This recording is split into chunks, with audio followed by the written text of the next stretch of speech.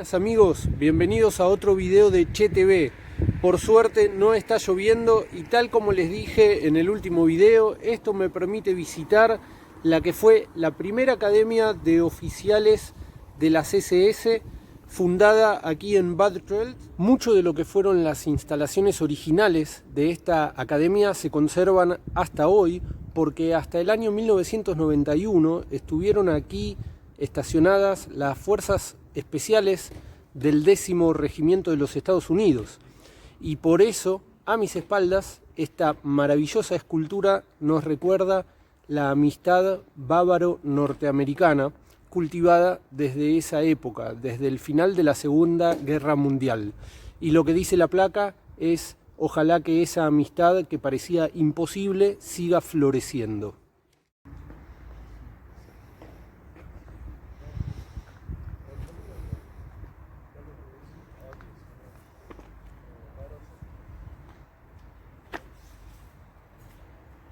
En la escultura vemos claramente a dos personas que ya por la vestimenta podemos reconocer, a uno de ellos como personal del ejército norteamericano y al otro vistiendo ropa típica de esta zona alpina.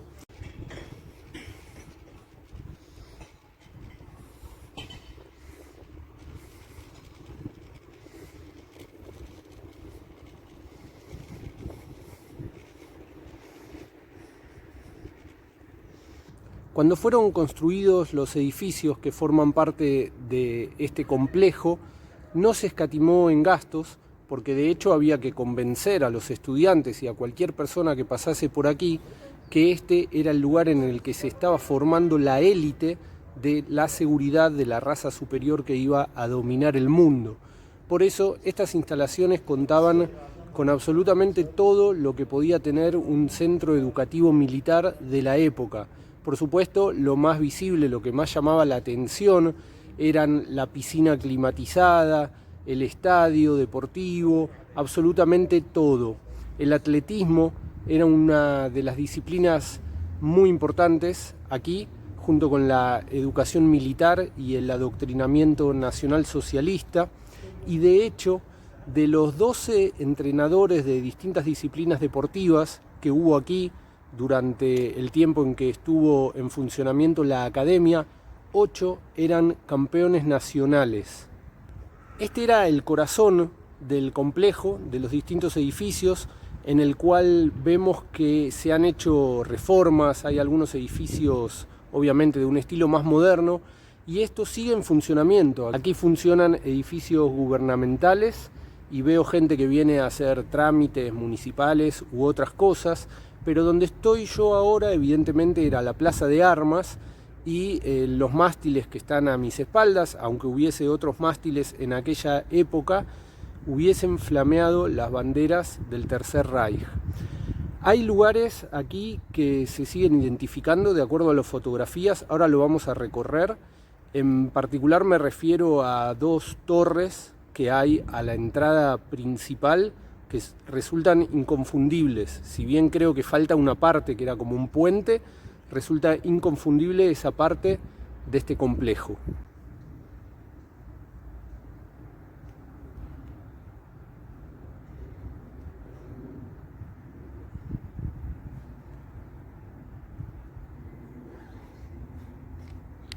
Bueno, voy a aprovechar que el piso está bastante bien, a ver si podemos recorrer un poco en bici.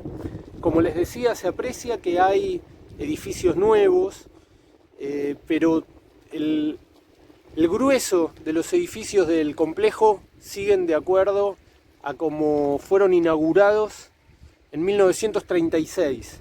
Si bien la escuela funcionó desde 1934, Adolfo Hitler la inauguró oficialmente en 1936 y el nombre Junker fue agregado oficialmente a esta escuela de formación de oficiales SS en 1937. ¿Y por qué el nombre Junkers? Bueno, primero, ¿quiénes eran los Junkers? Los Junkers eran la clase terrateniente prusiana que tuvo históricamente un rol preeminente en la Wehrmacht, el ejército alemán. y como los nazis querían dotar de prestigio a la élite que iba a formar la columna vertebral del ejército y de todo su sistema de seguridad, entonces le dieron el nombre a esta academia de Junkersschule, escuela de Junkers de las SS. Pero en realidad, a pesar de haberle dado el nombre, había grandes diferencias, porque los Junkers eran una clase social privilegiada, no solamente por su tradición familiar, poder económico, eran grandes terratenientes, sino que también eran educados. Y una diferencia que tuvo esta Academia de Oficiales de las SS con otras academias militares era precisamente que no se exigía ni siquiera tener el colegio secundario completo. No hacía falta diploma de escuela secundario. Había que ser menor de 24 años y tener aptitud física. Acá estoy pasando por la entrada principal y las torretas o las torres que se ven a cada costado son las que yo digo que son inconfundibles en las fotos de la época, en las que podemos ver marchar a los cadetes que se formaban en esta institución.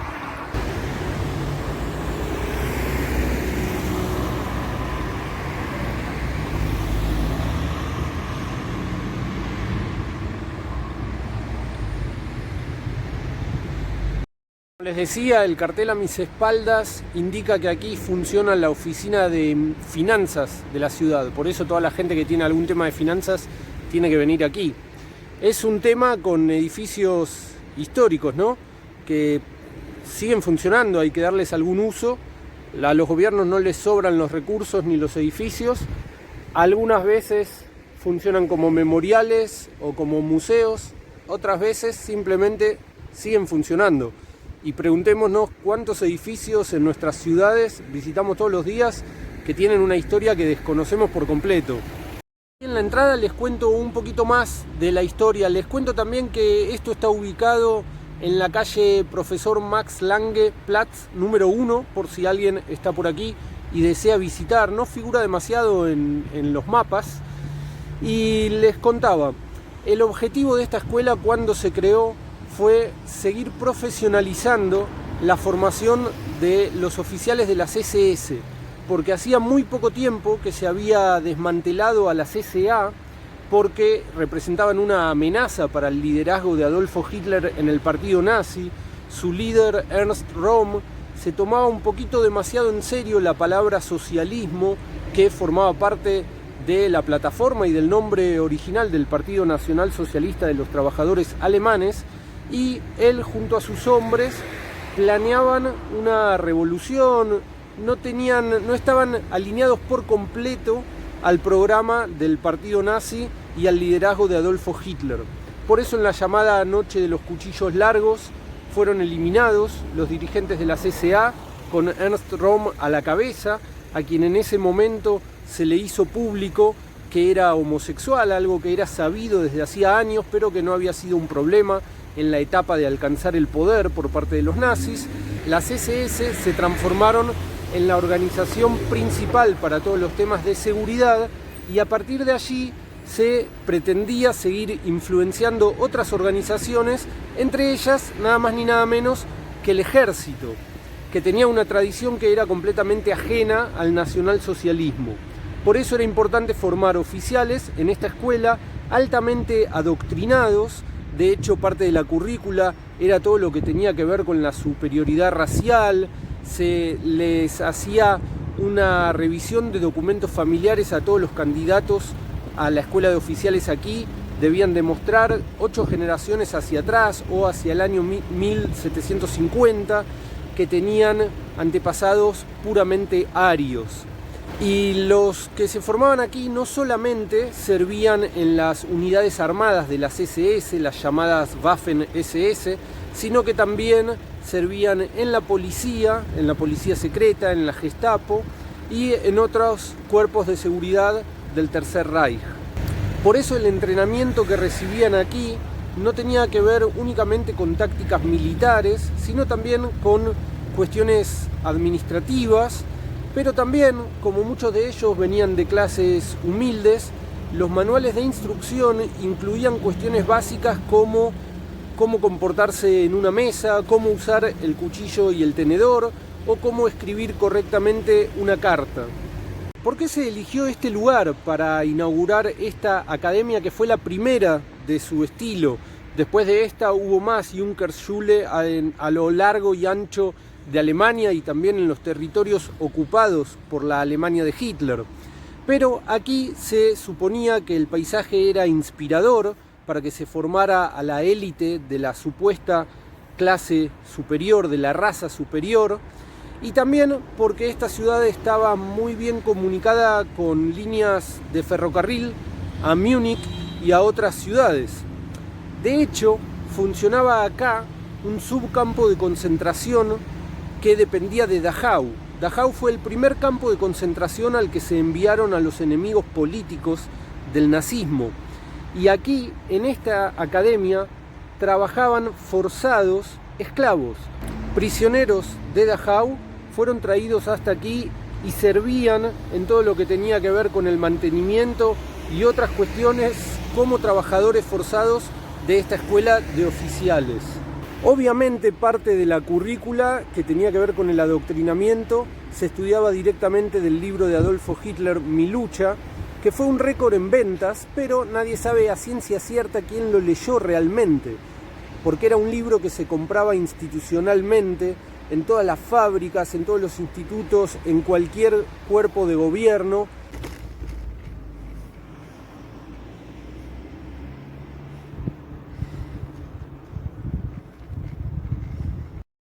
Otra área muy importante de la currícula tenía que ver con el desarrollo de la personalidad, con ser implacable y de hecho con todo lo que tenía que ver con los eslogans y la ideología nazi. Por ejemplo, en las hebillas de los uniformes de las SS, desde que eran cadetes de oficiales en esta escuela, estaba grabada la frase "Mi honor es mi lealtad".